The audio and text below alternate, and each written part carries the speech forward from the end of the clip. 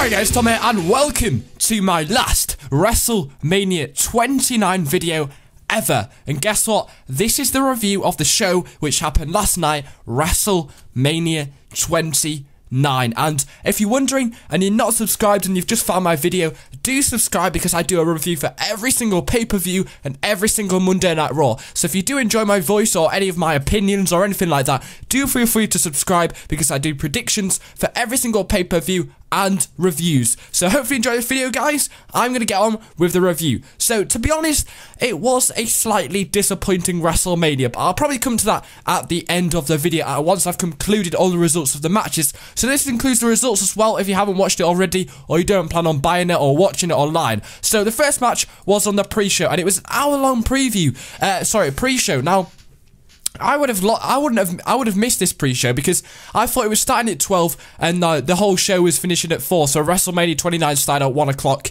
for UK time, but it actually started at 11 and finished at 4 o'clock. So I'm glad I checked Twitter because I went to sleep for a bit. So we got the pre-show from 11 till 12 o'clock in UK time, and we got the match which was about the last 20 minutes of the pre-show. They were basically showing quite a lot of promos for the Triple H match, the Undertaker match, and the John Cena match. I think they showed a promo for the John Cena match like twice, and it was supposed to be socially active. I don't know if I missed the point of interactive, but there was nothing interactive. Was there supposed to be something like Twitter involved or anything? But I didn't see any interaction whatsoever. But we did have Kofi Kingston, Dusty Rhodes, and the one and only JR on commentary in this little booth up on in the arena, and they were getting interviewed by that guy. I forgot what he's called. But they were basically giving their opinions on the matches. At the end of the day, the only reason why they do it is to get you to pay for it. So it was flooded with promos, and then we had to wait all the way till the end to actually get the pre-show match, which was The Miz versus Wade Barrett. So guess who won? The Miz. He won with a figure 4, which was very predictable, but Miz won. The crowd's reaction was pretty good. They were very, very quiet the whole way through, but this was the one of the only things that really got them off their feet. The Miz won. The Miz went crazy. The match overall was I thought it was pretty good, but it was very quick, which was annoying because we waited the whole pre-show for this match, and then it was a very, very quick match. But for The Miz versus Wade Barrett, I'm going to give this match a 7.5 out of 10 because, to be honest, I thought it was a pretty good match. I really like the outcome since The Miz is a new champion. I think Wade Barrett was not a very good Intercontinental champion. We needed a change. I think Miz puts on a good show and he's a very good champion as well, and he can at least do something on the mic, which Wade Barrett honestly can't. So to be honest, great result, good ending as well. I really like the winds of change by Wade Barrett. That was a great move in the middle of the match. But Miz won with the figure 4. Just doesn't look like when he does the figure 4, it just doesn't sell it on me. It just doesn't look like it's going to hurt. But anyway, Miz won and Wade Barrett tapped out, and that was the end of the pre-show. So the actual real pay-per-view started, WrestleMania 29, and the first match which began was The Shield versus The Big Show,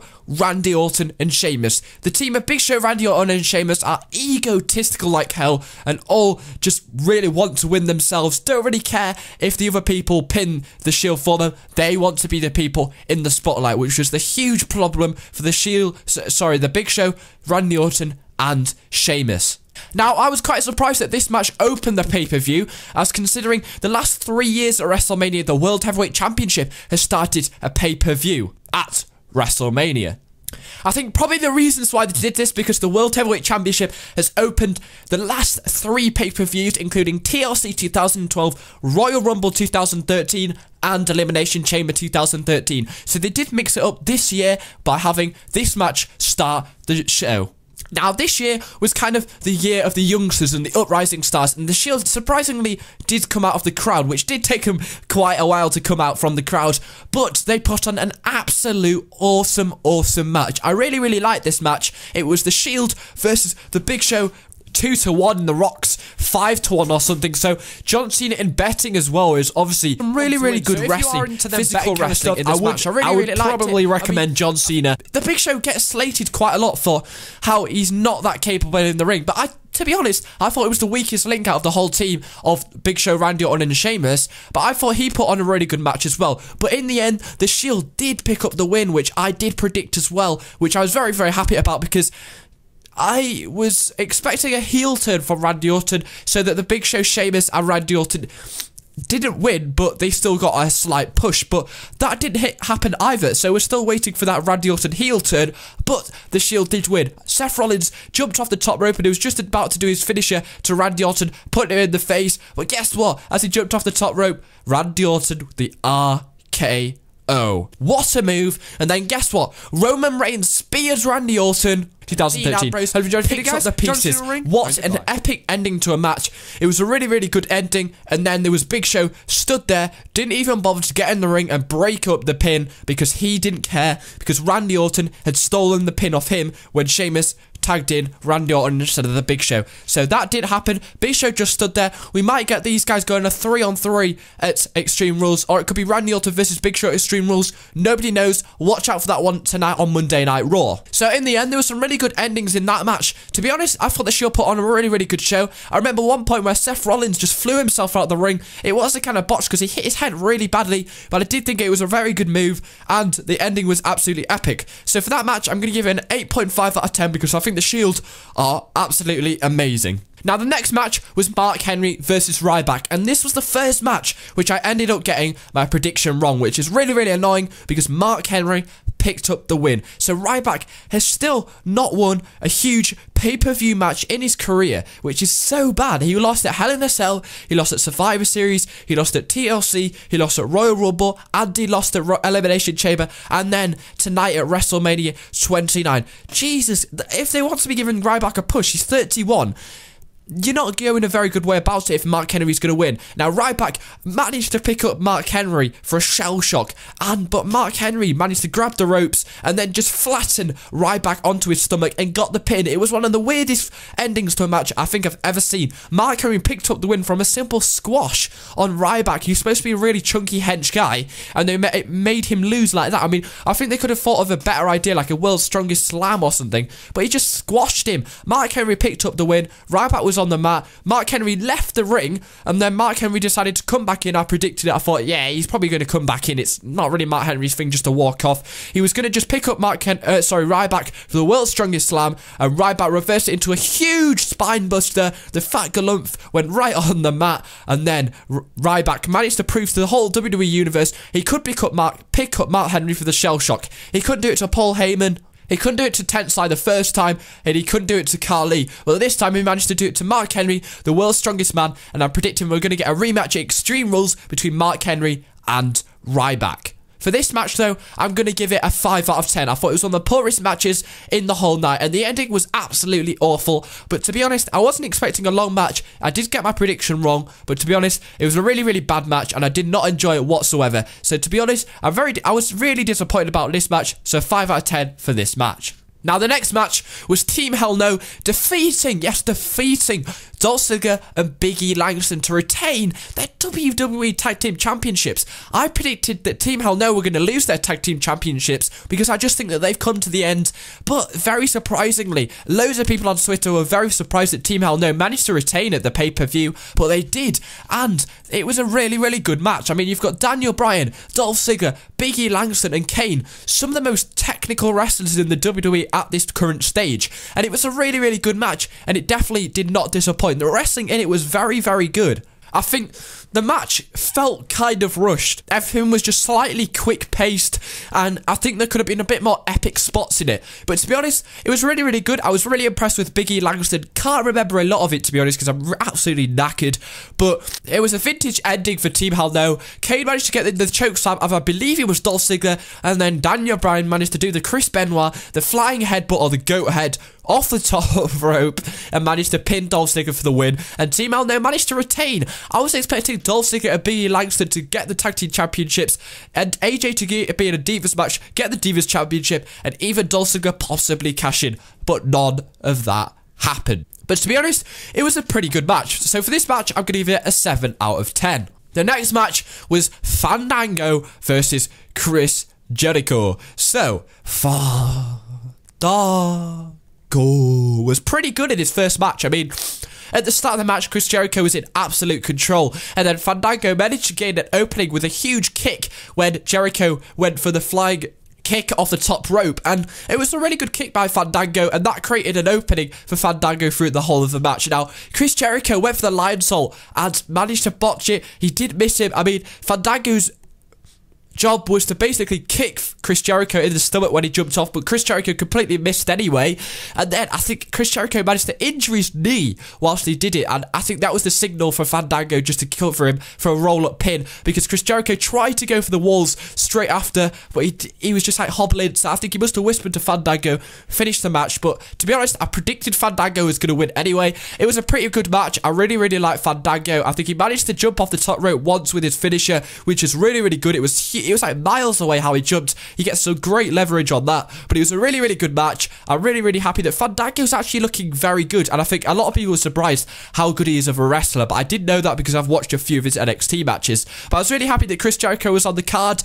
I'm expecting that he'll possibly leave now, and because they were leading up for WrestleMania, he'll probably go do some music or something and hopefully come back later this year, possibly for SummerSlam or something. So, to be honest, I thought the Fandango match was really good. For this match, I'm going to give it an 8 out of 10. Pretty entertaining. The end was disappointing, but I guess injuries are going to happen. Whether it was a real injury, which I do believe it was. Now, the next match was the World Heavyweight Championship, which I was predicting was going to start the show, but to be honest, this match did not click for me whatsoever. I mean, the storyline leading up to WrestleMania 29 looked really awesome. I mean, it was Racist America versus Del Rio's Mexican life living in America. I think they made a really good promo at the start of the pre-show, and I was actually kind of looking forward to this match, really.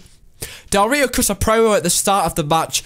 Didn't really do a lot for me because, I mean, you cut promos to sell pay-per-views, but you've already sold a pay-per-view apparently, even though I watched it on a live stream, so it was a bit of a waste of time. But Del Rio came out to a huge pop, and to be honest, the crowd was really quiet the whole night, which really just didn't really help him a lot. They said there was nearly 90,000, but in fact there was 70,000. So yeah, that's probably the reason why. And apparently it was really bad weather and cold, so that probably didn't do a lot. There was lots of England flags as well, which is pretty awesome. Anyway, this match didn't do it for me. I mean, Del Rio went for a cross-arm breaker, and Jack Swagger cleverly managed to reverse that into the Patriot Lock, and then Del Rio managed to reverse that into a cross-arm breaker. I mean, there wasn't a lot of memorable moments in this match, but I definitely remember that. And Del Rio managed to win with a cross-arm breaker. The match wasn't that great. I mean, it was very slow, didn't really do a lot for me. 6 out of 10 for this match. I was expecting Zev Coulter maybe to get in the match a little bit more.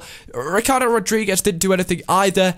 I was expecting a bit more from this match, and it didn't deliver. So for me, 6 out of 10. Wish it was better because it did definitely have the potential. Now, the next match was the first match of the triple main events, The Undertaker versus CM Punk. They showed the first promo for these main events, and to be honest, it was absolutely epic. The promo was put together really well. Undertaker came out as well for a huge pop. So did CM Punk. There was live music for CM Punk. I forgot to mention that in my videos before. I did know about that. It was very good. Diddy also played earlier in the night. Didn't even get a lot of boos, really, because I thought he was pretty good, but that's beside the point. Undertaker versus CM Punk, possibly the match of the year. This was an absolutely awesome match. Undertaker managed to deliver 2 tombstone pile drivers. Undertaker took a flying elbow to the heart off the top rope onto the announcer's table. It didn't crack, which was hugely awkward and a huge botch. My stream paused just as CM Punk was about to jump off there, but it was really annoying that it didn't smash, but they did later smash it with Brock Lesnar and Triple H. Anyway, this match was absolutely awesome. I thought CM Punk had won when Paul Heyman threw the urn to him. It was just about to get tombstoned, and CM Punk smashed it around the head of Undertaker, and I thought he'd picked up the win, but no. CM Punk had to do something else. He had to do the taunt to Undertaker, just about to give him the GTS. Undertaker hit him in the head and then picks him up for the tombstone pile driver. That was it. 1, 2, 3. And Undertaker 21-0. Whether we'll have another WrestleMania match is another question, but it was absolutely epic match. I really wanted CM Punk to win, but he didn't. But Undertaker, fair to him, he did win. And to be honest, I didn't really mind he did win. But to be honest, I think a lot of fans did want Undertaker to retain that 22-0 undefeated streak at WrestleMania 29. To be honest, I think it would have been better if CM Punk won. I think you could have done a lot more with that, because they've made 20-0 DVDs and stuff. But Undertaker did win and kept his undefeated streak. The pyro at the end was absolutely awesome, and it was a really good feeling. It felt like they were doing it for Paul Bearer, which is always good.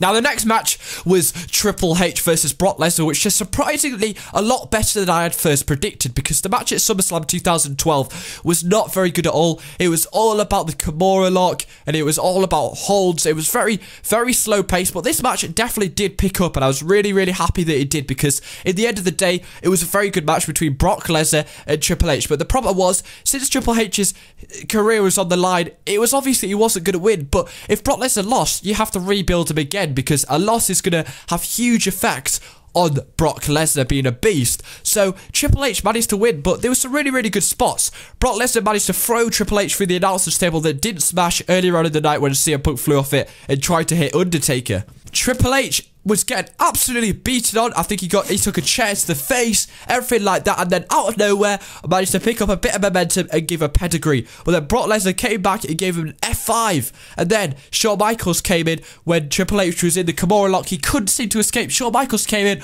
Brock Lesnar gave Shawn Michaels an F5. He sold it so well. Paul Heyman also took a sweet chin music. It was epic. And then guess what happened? They were in the Kimura lock, and then Brock Lesnar picked up Triple H and smashed him onto a steel step. And then Triple H reversed that whilst they were both on the steel step into a Kimura lock 3 times. But then on the 4th time, I think Brock Lesnar managed to get himself DDT'd onto the steel steps, and that created the opening for Triple H. Because CM Punk, Triple H managed to win with another pedigree, 1, 2, 3. I was expecting HBK to have more of a say in this match, because I didn't really see the point of him coming out except when he switched in Paul Heyman, possibly to get the crowd up, or when Brock Lesnar gave him an F5. But I was expecting to get a bit more of HBK in the match. Now, the next match I was expecting to be the Funkadactyls, but we didn't even get that match, so that was very disappointing. Not because I wasn't even excited about that match, but I'm not sure how they're going to ride that in Monday Night Raw tonight. Maybe they'll just like not say anything and just leave it. But the next match was the main event. It was John Cena versus The Rock V2. John Cena got epic boos, and The Rock did get some slight boos and some cheers. Apparently the crowd were going to boo because they were getting V2 of this match, the second once in a lifetime match, and everybody knows it's just all about money. But the match was very slow paced. I mean, everybody, both The Rock and Cena, got finished like a billion times, still managed to kick out. They were both like Super Cena, Super Rock. They couldn't put each other away, and I think this match was ridiculously predictable. Cena, though, managed to win with an FU 1, 2, 3, and then he won. We now have a new WWE champion. Absolutely epic. John Cena is the new WWE champion. They both shook hands at the end of the match, and they both walked up the ramp together. It was a great feeling. John Cena won. The pyro was off. Everything, the music, everything. The only disappointing thing I didn't like was that the show ended on The Rock with his music, which I think was a bit harsh on John Cena, as I think he deserved it more than The Rock, because he's not even a true WWE champion. He hardly